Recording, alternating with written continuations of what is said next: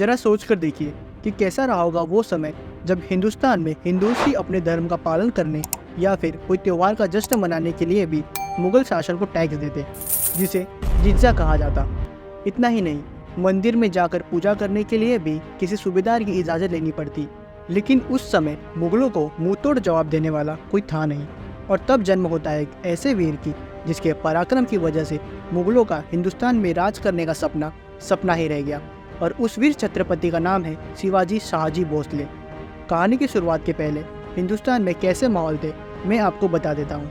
जो मुगल्स थे वे हिंदुस्तान में 15वीं शताब्दी में उज़्बेकिस्तान की ओर से आए थे, और जो पहला मुगल बादशाह था वो था बाबर। मुगल्स के आने के बाद से ही हिंदुस्तान में बहुत सी हिंदू धर्म विरोधी गतिविधियाँ हुई। किसी ने हिंदू मंदिर तोड़े तो कुछ ने कई लोगों के धर्म परिवर्तन कराए।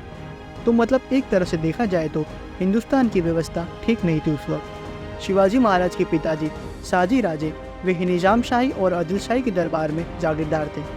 जागीरदार यानी वो सैनिक जिसे बादशाह ने एज ए सैलरी एक ज़मीन का टुकड़ा दिया था। 19 फरवरी 1630 ये तारीख याद रखिएगा, जब शिवाजी महाराज का जन्म पुणे के शिवनेरी फोर्ट में होता है। शिवाजी महाराज अपनी माँ जीजाबाई के बहुत करीब थे। जब शिवाजी राजे बड़े हो रहे थे तो पुणे में होने वाली आम जनता पर अत्याचार को देख के वे उसके खिलाफ आवाज़ उठाते। उस समय न्याय शासक कुछ इस प्रकार था कि जो पाटिल्स थे यानी कि एक तरीके के इंस्पेक्टर, वे वहाँ टैक्स वसूलते थे और ये सारे जागीरदार के लिए काम करते थे। तो ऐसे ही एक बार टैक्स वसूल करते वक्त एक इंस्पेक्टर ने एक महिला को बहुत बुरी तरह पीटा था, और जब ये बात शिवाजी राजे को पता चली तो उन्होंने उस इंस्पेक्टर के हाथ पैर तोड़ने का आदेश दिया। और ये थी शिवाजी राजे की पहली न्याय, जिससे कि लोगों के मन में हिम्मत आई और शिवाजी राजे की तरफ उनका सपोर्ट अच्छा होने लगा।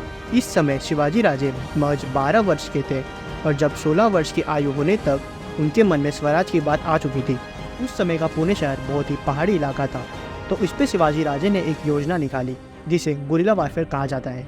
ये सिर्फ शिवाजी राजे के समझ में आया कि जो मुगल्स हैं वे अफगानिस्तान की ओर से आए हैं, और उनके जो सैनिक हैं उन्हें सिर्फ प्लेन लैंड पर युद्ध करने की आदत है, वे पुणे की पहाड़ी इलाकों में नहीं लड़ पाएंगे।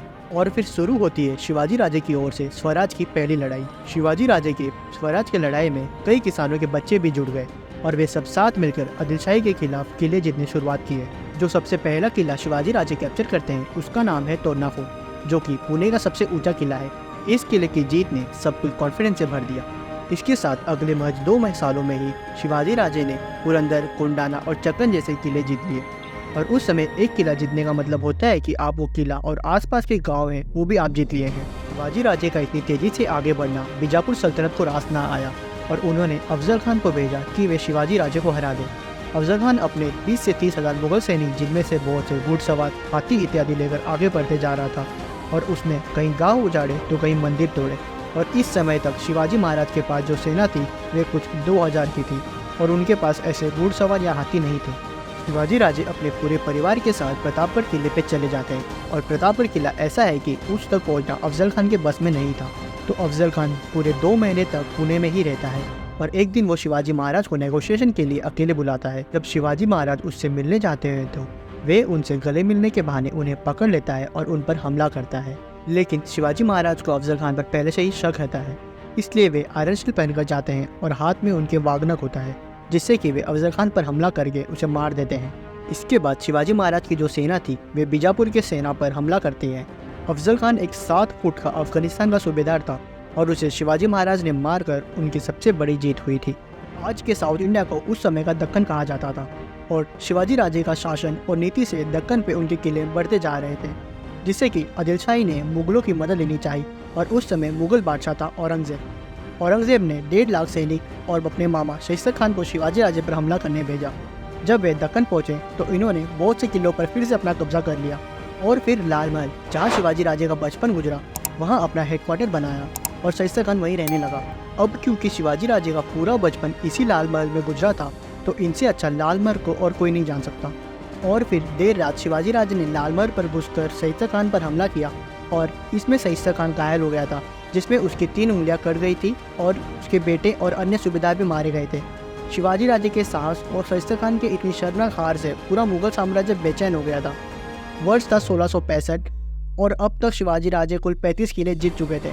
शैस्तर खान के हार के बाद मुगलों ने राजपूत राजा जयसिंह को शिवाजी राजे को हराने के लिए भेजा।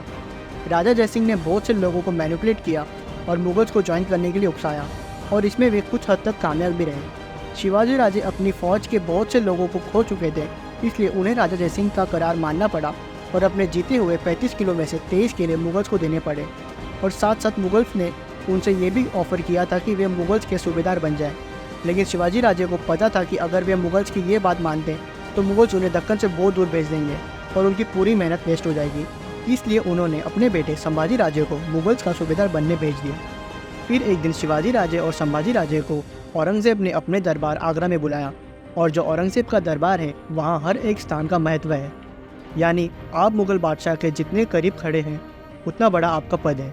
और इस दरबार में जो सूबेदारों को शिवाजी राजे ने पहले ही हरा चुके थे उन्हें शिवाजी राजे से आगे का स्थान दिया गया था। शिवाजी राजे ने इसका विरोध किया और दरबार से बाहर निकल गए, जिसके बाद मुग़लों ने शिवाजी राजे और संभाजी राजे को आगरा में ही हाउस अरेस्ट कर दिया। शिवाजी राजे को इससे बाहर निकलना था, इसलिए उन्होंने एक योजना बनाई। वे रोज़ फ्रूट्स या मिठाई दान करने के लिए बाहर भेजते हैं। ऐसे ही एक दिन एक फल की टोकरी में वे खुद और दूसरी में संभाजी राजे को बिठाकर वे आगरा से निकल गए। ज़रा सोच कर देखिए कितना मुश्किल हुआ होगा ऐसे इतने बड़े साम्राज्य की आंखों में धूल झोंक कर वहाँ से भाग जाना। वापस लौटकर शिवाजी राजे ने एक बार फिर से किले जीतने की मुहिम तेज कर दी और इस बार महाराष्ट्र के अधिक से लोग शिवाजी राजे से जुड़ने लगे और उनकी फौज बढ़ने लगी। और फिर वो समय भी आया जब संपूर्ण महाराष्ट्र में भगवा लहरा रहा था। लेकिन इन सब के बीच शिवाजी राजे के पास एक राजा का टाइटल नहीं था, इसलिए वर्ष 1673 में उनका राज तिलक हुआ और तभी से उन्हें छत्रपति शिवाजी महाराज के नाम से जाना जाने लगा। और फिर वर्ष 1680 में एक तेज बुखार के कारण उनकी मृत्यु हो गई। शिवाजी महाराज भारतीय इतिहास के उन वीरों में से एक है जिनका नाम अमर है। उन्होंने अपने जीवन में प्रत्येक पल में वीरता, न्याय और समानता के लिए संघर्ष किया और अपने लोगों को उन्हीं मूल्यों का पालन करने के लिए प्रेरित किया। उन्होंने मराठा साम्राज्य की स्थापना में महत्वपूर्ण भूमिका निभाई और अपने लोगों को एक संगठित राजनीतिक और रणनीतिक संरचना प्रदान की। शिवाजी महाराज की दृढ़ता, उनकी वीरता और उनके निरंतर संघर्ष का ही परिणाम है कि हम आज जिस भारत में हैं के लिए उन्होंने अद्वितीय योगदान दिया है। हम ऐसे ही और भी इन्फॉर्मेशनल वीडियोस लाते रहेंगे, तो प्लीज़ आप इस वीडियो को लाइक करें और चैनल को सब्सक्राइब कर दें और अपने दोस्तों के साथ भी इसे ज़रूर शेयर कीजिएगा। मिलते हैं अगले वीडियो में। धन्यवाद।